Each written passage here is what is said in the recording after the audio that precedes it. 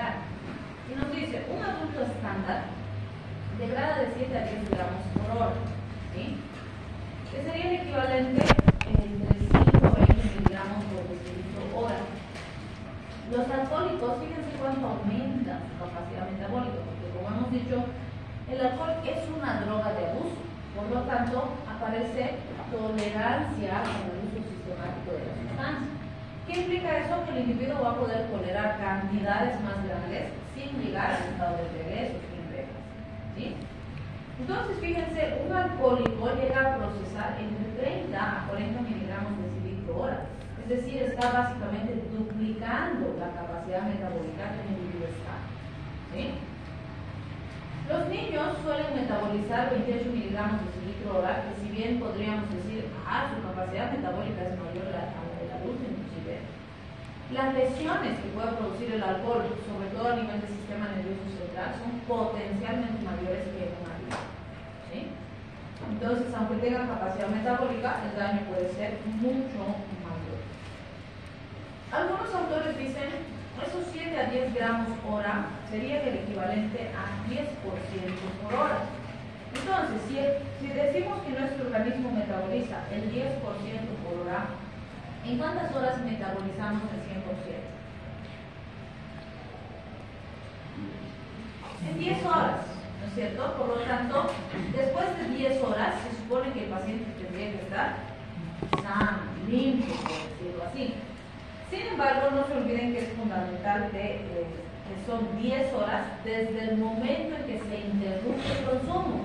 No puedo decir, no, pero ya han pasado 10 horas y sigo ebrio. Claro, pero si sigo tomando, no voy a justificar, ¿no? Entonces, es muy importante el momento de la suspensión. Y justamente por los sistemas de eliminación y la saturación de los sistemas de eliminación, ¿se acuerdan cuando veíamos fármaco 1? Decíamos, el alcohol utiliza el sistema de eliminación de Michaelis-Menten. ¿Cómo es el sistema de Michaelis-Menten? ¿Qué características tiene? Número 1, ¿se satura o no se satura?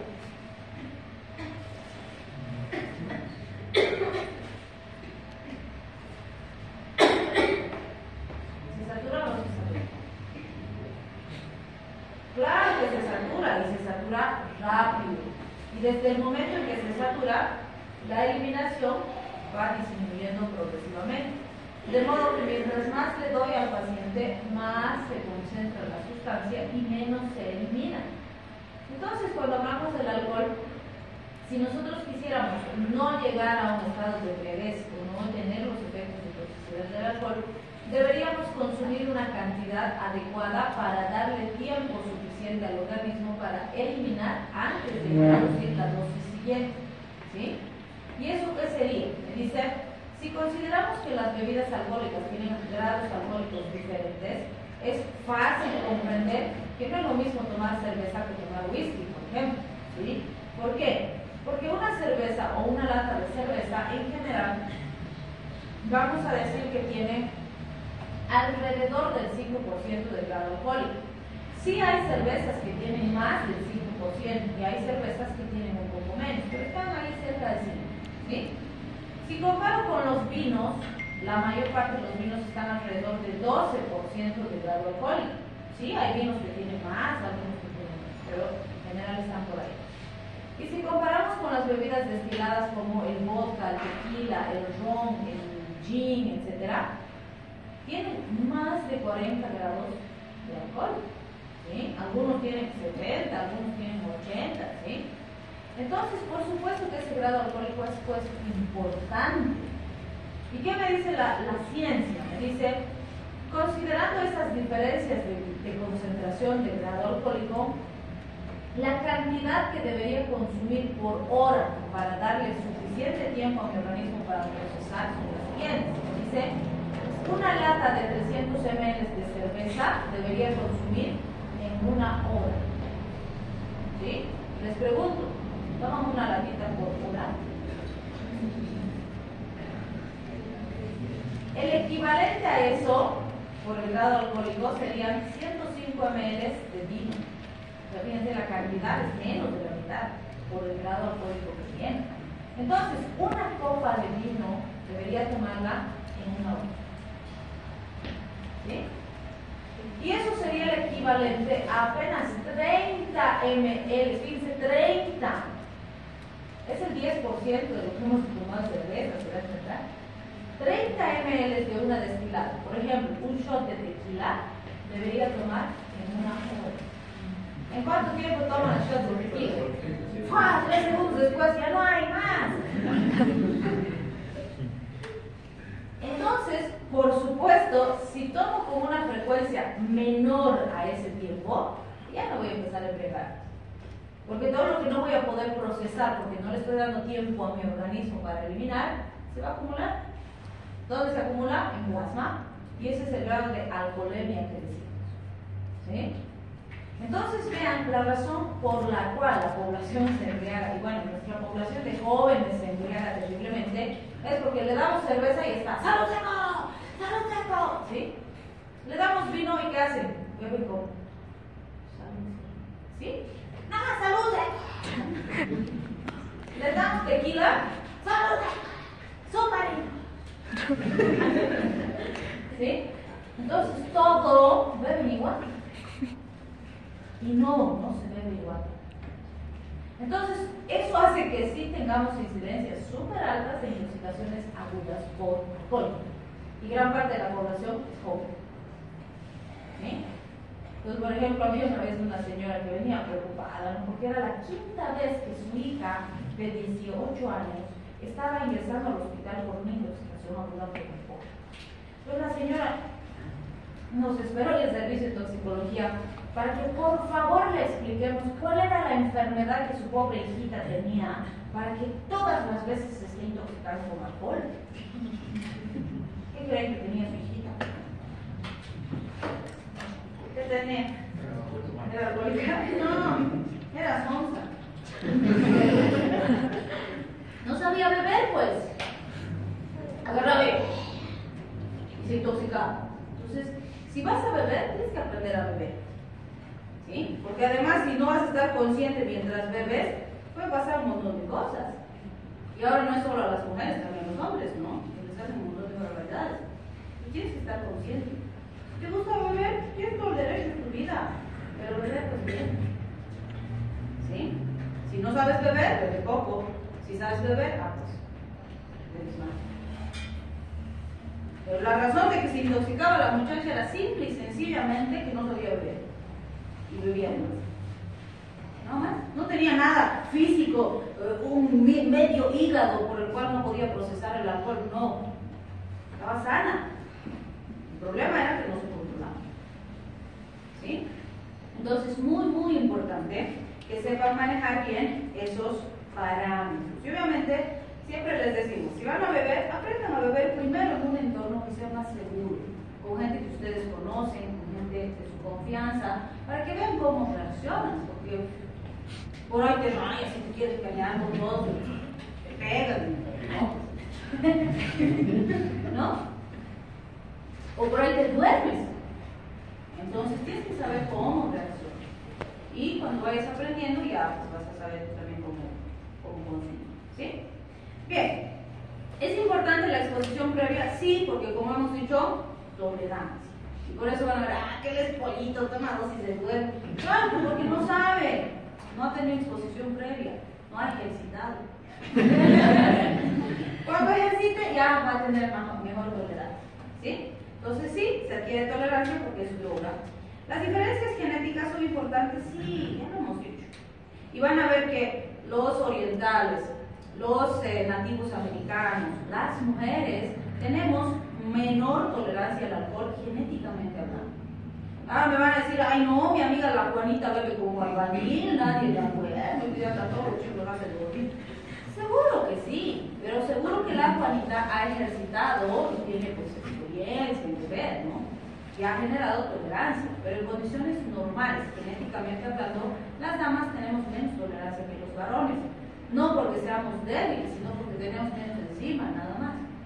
¿Sí? Entonces sí hay diferencias genéticas importantes a considerar. También es importante considerar las enfermedades hepáticas y por supuesto el consumo de fármacos. Muy importante, no se olviden. hay fármacos que no se deben asociar con alcohol. No todos por la misma razón, ¿sí? No quiere decir que todos los fármacos, si los asocio con el alcohol, el fármaco no va a servir. Hay fármacos que el fármaco no va a servir. Hay fármacos que van a potenciar la toxicidad. Hay fármacos que van a potenciar sus efectos, más bien van a actuar más intensamente si los asocio al alcohol. Pero si eso no es lo que necesito en el paciente, es peligroso, ¿sí? Entonces, cada fármaco interacciona diferente con el alcohol. ¿Todos los fármacos interaccionan? No, no todos. ¿Sí? Entonces, el decir, no, ningún fármaco con alcohol, eso lo reservamos para la población. Porque ya les he dicho, la población tiene comprensión conveniente, ¿no? Si le digo, Juanito, 2 vasitos de cerveza puedes tomar. ¿Qué me entiende Juanito? Toma lo que te dé la gana. Entonces, cuando yo le digo, Juanito, 0, así, 0 alcohol, no puedes beber, ¿qué me entiende? 2 vasitos por ahí, ¿no? Entonces, como tiene comprensión conveniente, yo también le explico convenientemente para que se cuide, ¿sí? Pero no todos los fármacos interaccionan con alcohol. Bien, si hablamos del paso del alcohol, la distribución a los distintos órganos y sistemas, sí pasa la barrera hematoencefálica, sí pasa la barrera placental, por lo tanto produce una afectación y un daño significativo a nivel central, y está absolutamente contraindicado que las embarazadas consuman bebidas alcohólicas, porque sí pasa la placenta y es terriblemente dañino, sobre todo para el sistema nervioso del bebé, ¿sí? Sin embargo, tenemos creencias populares en nuestro medio, terribles, son súper descabelladas, que no hay que seguirlas. Le dicen, por ejemplo, se va a antojar el bebé, con cara de cerveza van a hacer. Tomamos un vasito. Mentira, no van a hacer con cara de cerveza. Entonces, no tiene que tomar la embarazada, ¿sí? O le dicen, Choco, van a hacer, tomamos una cerveza. ¿No? Mentira, si nace Choco es ayuda de chef. No, mentira. Entonces, no tiene que beber la mamá. Pero tenemos mamás alcohólicas. Claro que sí. Es terrible cómo nacen esas bobitas, vamos a analizar un poquito más adelante, pero sí tenemos mamás alcohólicas, tenemos mamás drogadictas, y no son pocas. Entonces, vamos a tener que poder manejar o apoyar esas situaciones también, porque son frecuentes, ¿sí? Si hablamos del metabolismo del alcohol en nuestro organismo, tenemos 3 sistemas: el sistema del alcohol deshidrogenasa, el sistema MEOS, o sistema de oxidación microsomal, y el sistema peroxidasa catalasa. Entonces, esos 3 sistemas los vamos a recordar. Algo importante también es recordar que el alcohol, al procesarse en nuestro organismo, cumple lo que conocemos como metabolismo de primer paso. Es decir, el hígado es uno de los sistemas más importantes para la vigilancia del metabolismo del alcohol. Entonces, este metabolismo de primer paso puede ser mayor o menor dependiendo de las características del consumo y de las concentraciones. Entonces decimos, si un paciente consume dosis bajas, es decir, poca cantidad, su metabolismo es un avión súper eficiente, ¿sí? Entonces, si la dosis es pequeña, el hígado va a procesar, pero que es una maravilla, ¿sí? ¿Y qué va a pasar? ¿O qué decimos? Tenemos alto metabolismo de primer paso si las concentraciones son menores a 0.3 gramos por kilogramo. Además, si la ingesta del alcohol ha sido lenta, progresiva, despacio, vamos a decir, se procesa mejor porque le doy tiempo pues, para que vaya procesando, para que vaya depurando. Y además, si el estómago está lleno, como ya dijimos, también por la misma razón, porque al irse absorbiendo poco a poco, le voy a dar más chance a mi cuerpito, a mi gadito para que vaya procesando, ¿sí? Y por supuesto, el metabolismo en primer paso va a ser deficiente en las condiciones contrarias, es decir, si consumo con cantidades mayores a 0.5 gramos por kilo, si la ingesta es muy rápida y si el estómago está vacío, que obviamente va a ingresar de golpe si quieren y no le va a dar chance a procesar bien, ¿sí? Bien, si hablamos del alcohol deshidrogenasa, aquí vamos a hablar de esas diferencias que hemos mencionado. Fíjense, tenemos un alcohol deshidrogenasa de tipo 4 que está a nivel de las células gástricas y un alcohol deshidrogenasa hepática que está a nivel del hígado. Evidentemente la hepática es la que más procesa, pero el alcohol deshidrogenasa deshidrogenasa de tipo 4 cumple un papel importante porque es el primer contacto con el alcohol cuando entra en nuestro organismo. Y fíjense, resulta que las mujeres, los ancianitos por gastritis atróficas, por la edad, pacientes que consumen cantidades significativas de ácido acetil salicílico y pacientes que consumen antagonistas H2 tienen menos concentración de alcohol deshidrogenasa de tipo 4 en el estómago. ¿Sí? Y esta es la razón por la que les decía que sí, las mujeres tenemos menos tolerancia al consumo de alcohol, porque procesamos más lento, nos cuesta más procesar el alcohol. ¿Sí? Además, vamos a ver que el porcentaje que se oxida y el porcentaje que se reduce para absorberse depende pues de esta enzima y de ahí va a pasar hacia el intestino también y vamos a ir viendo los otros procesos metabólicos importantes. Fíjense acá, nos dice o nos muestra los dos sistemas, el sistema de oxidación microsomal y la alcohol deshidrogenasa. Tengo el etanol, que es mi molécula original. Cuando la metabolizo por cualquiera de estos dos sistemas, tengo acetaldehído con NAD, que puede ser NADP, NADPH con hidrogeniones o con agua. Pero el metabolito que me interesa es el acetaldehído, porque el acetaldehído es una de las moléculas importantes que va a producir toxicidad. ¿Sí? Ya es un metabolito del etanol que puede ser dañino. ¿Sí? Además, este acetaldehído, fíjense, por acción de la aldehído deshidrogenasa, se va a convertir en ácido acético. ¿Qué es el ácido acético? ¿Qué es? ¿Qué es?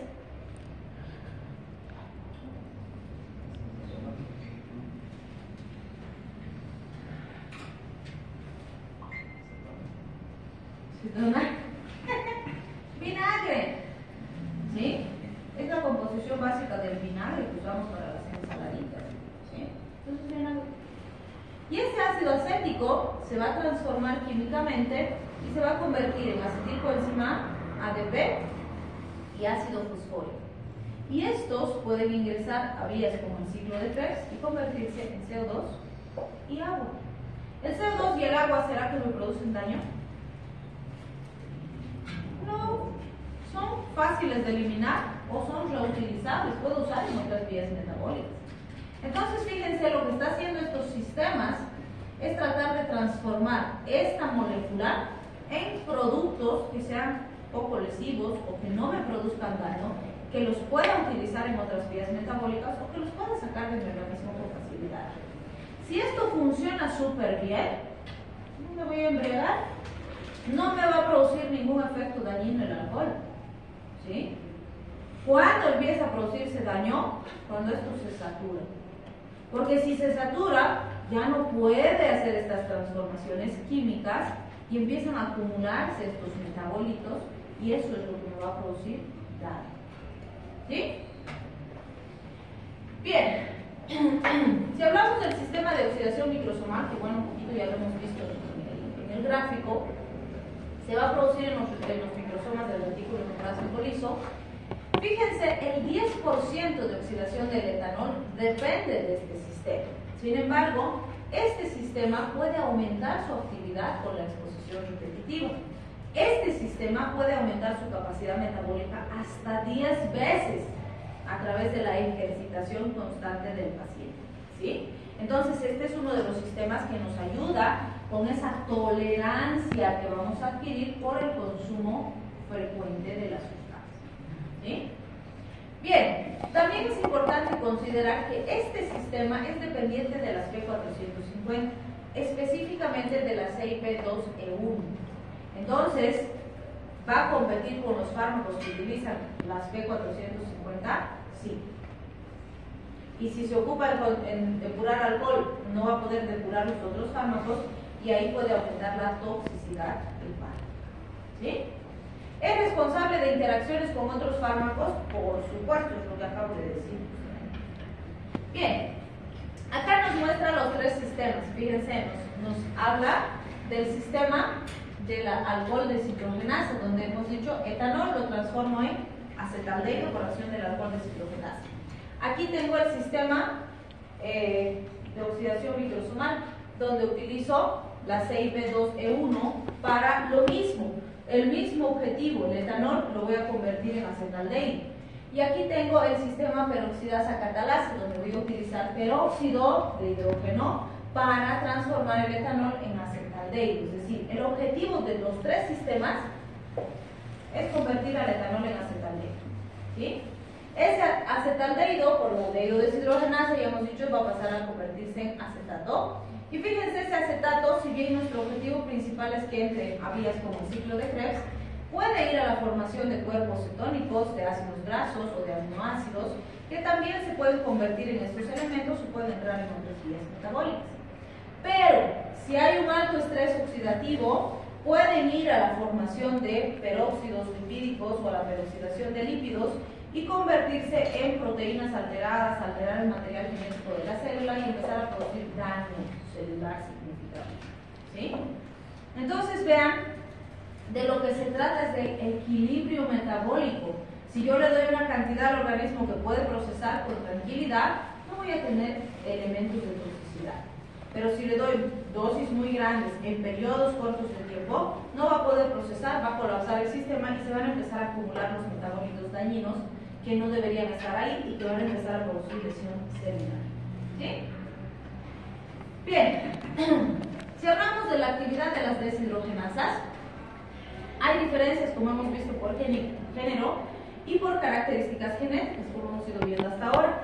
Por ejemplo, fíjense, resulta que hay porcentajes de población importantes que pueden tener inactivación de la aldehído deshidrogenasa, la segunda enzima, y esto puede comprometer el metabolismo del alcohol y por supuesto estos grupos poblacionales se embriagan mucho más rápido porque estos sistemas metabólicos no funcionan de forma eficaz. Por ejemplo, el 40% de los asiáticos, el 80% de los nativos americanos y hasta el 29% de la población blanca puede tener esta alteración genética que los va a predisponer a intoxicarse más fácil con el alcohol. ¿Sí? Entonces, el amiguis que dice, ay no, genéticamente no resisto beber, sí puede ser que realmente tenga alguna alteración que hace que no pueda procesar bien la sustancia. ¿Sí? También se ha visto en algunos grupos poblacionales, un polimorfismo de la alcohol deshidrogenasa de tipo 2. Esto sobre todo en los asiáticos. Se ha visto que hasta el 90% de los asiáticos tienen esta variación genética, que es un tipo de alcohol deshidrogenasa que trabaja mal, que procesa mal. Entonces, puede ser que cuantitativamente hay alcohol deshidrogenasa, pero como está mutada, está alterada, es diferente, no logra procesar el alcohol. Con pequeñísimas cantidades de alcohol se embriagan terriblemente, se ponen así súper colorados, súper chafosos, el famoso enrojecimiento facial del disulfiram, y por supuesto aparecen signos de toxicidad por alcohol muy rápido. ¿Sí? Y eso es por ese defecto genético que tiene. ¿Sí? Bien, ahí está otra vez el sistema que ya hemos conocido, que ya hemos visto. El que vamos a ver es el sistema peroxidasa catalasa. Entonces, como hemos dicho, vamos a usar peróxido de hidrógeno que nos va a donar grupos funcionales y eso va a permitir que del etanol pasemos a acetaldehído. Algo interesante es que este sistema peroxidasa catalasa es el menos significativo en nosotros los humanos, es decir, de los tres sistemas, este es el que más poquita cantidad de alcohol procesa. ¿Sí?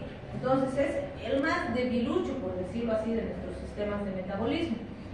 Sin embargo, tiene una distribución importante porque está en sangre, en médula ósea, en hígado y en riñón. Además, algo interesante es que este sistema peroxidasa catalasa es independiente de concentración y tiene una velocidad constante. Y además este sistema tiene sistema de eliminación de orden cero. ¿Qué era el sistema de eliminación de orden cero? ¿Se acuerdan?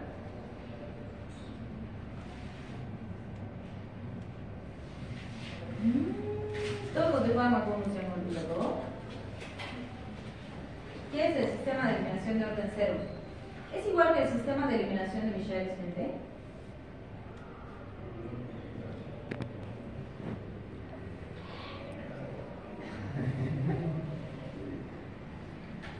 Cinética de orden cero significa el sistema no se satura. ¿Sí?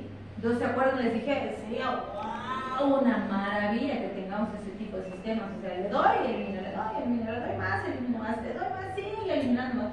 O sea, el sistema es una belleza porque jamás se satura, por lo tanto funciona, siempre.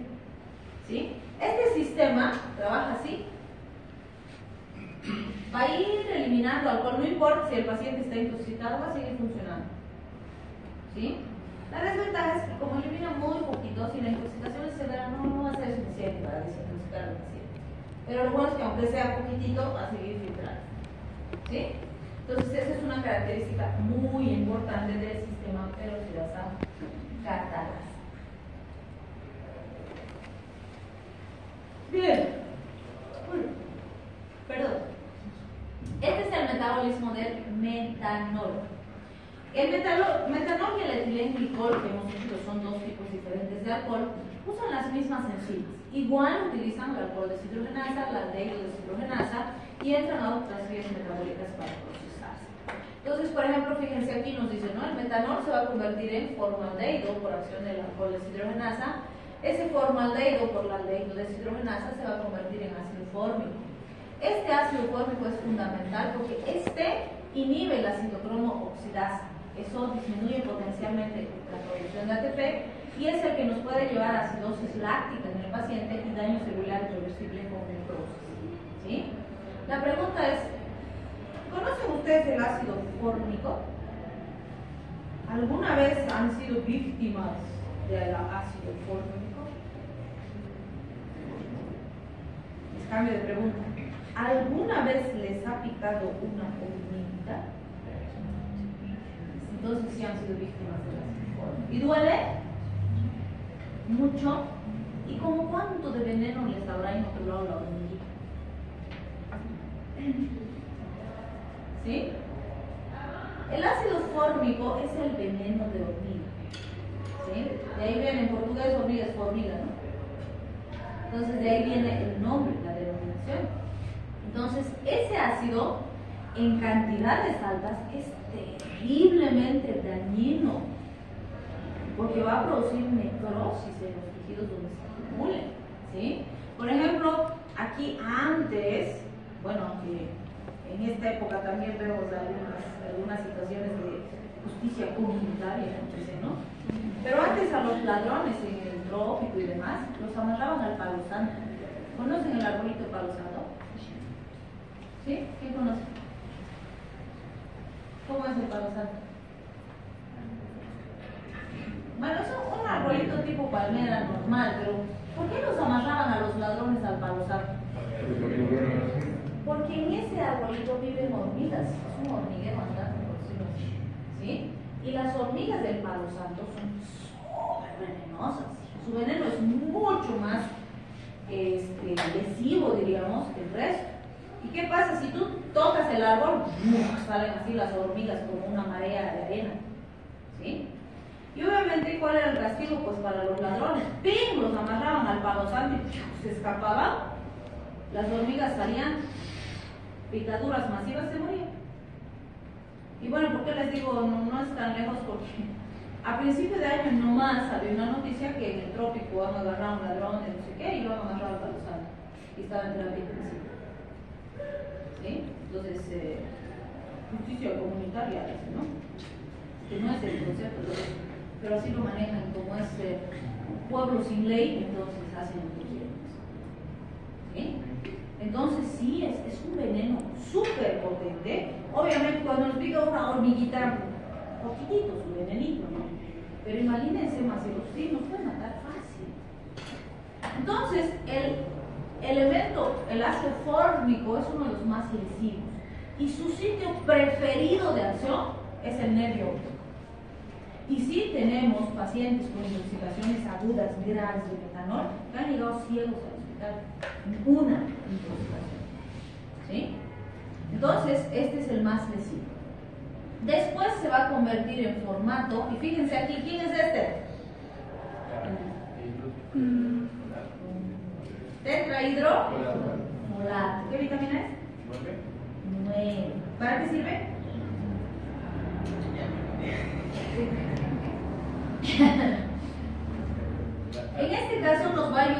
detoxificar, porque nos va a ayudar a convertir una sustancia química dañina en CO2 y agua, ¿sí? Pero no se olviden que sirve para la producción hemática, para la restitución neurológica, para la producción de purinas, pirimidinas y demás, ¿sí?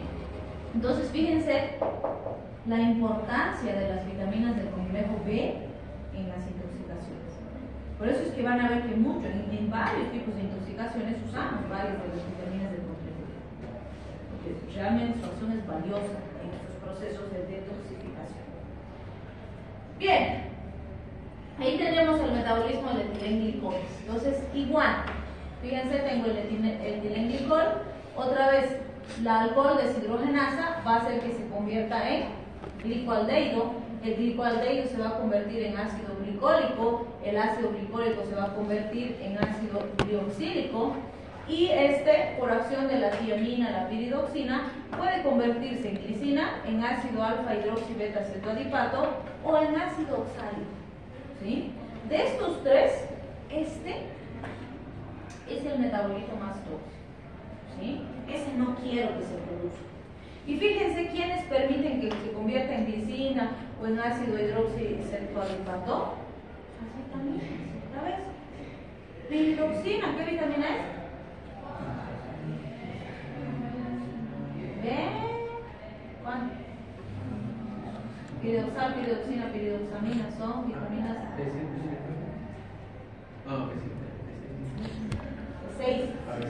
B6. La tiamina.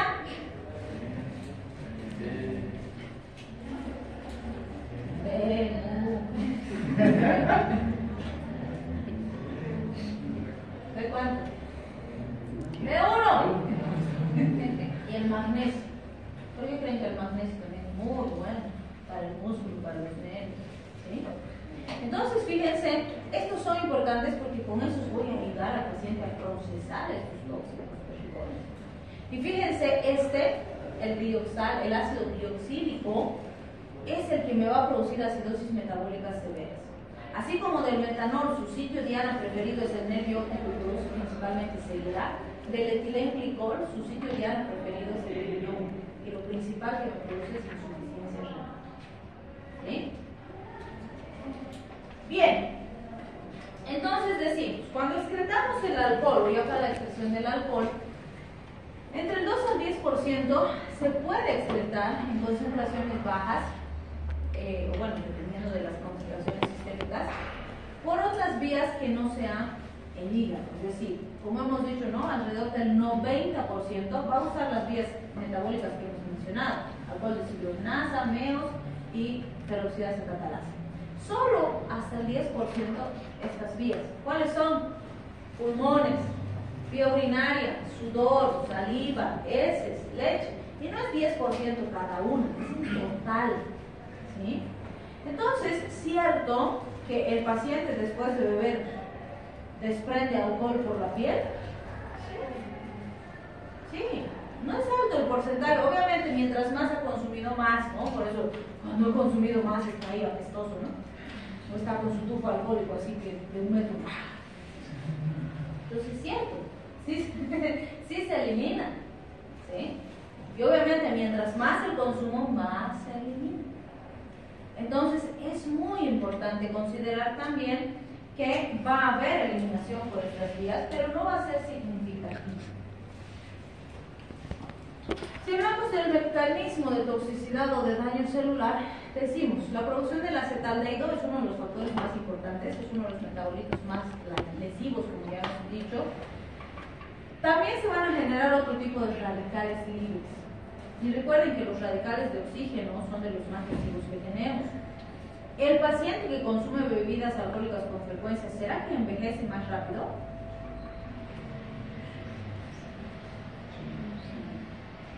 Por supuesto, tiene más estrés oxidativo. ¿Sí? Y ustedes vean, qué sé yo, el Juanito que pues bebe una vez en un cumpleaños, pero come sano, hace actividad física, se cuida. Y su compañero de colegio, que bebe todos los fines de semana, juega fútbol, además después de jugar fútbol siempre va a tomar cerveza, qué sé yo. El Juanito se ve de 30 y su cumpi se ve de 45. Fácil. ¿Sí? claro que sí tiene un estrés oxidativo significativo y un impacto en la calidad de vida del paciente. Por supuesto que sí. ¿Sí? Bien, si hablamos de la peroxidación lipídica, la expresión de citoquinas, también son factores importantes en el consumo significativo. Por ejemplo, en los alcohólicos se considera que existe un estado de pseudoinflamación persistente, porque hay citoquinas inflamatorias todo el tiempo.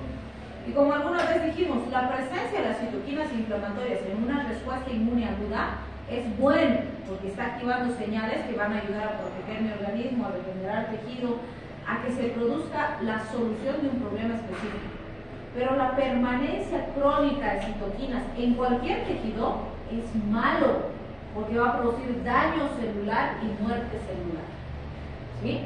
Y en estos pacientes hay grandes cantidades de citoquinas de forma permanente. ¿Quieren descansar?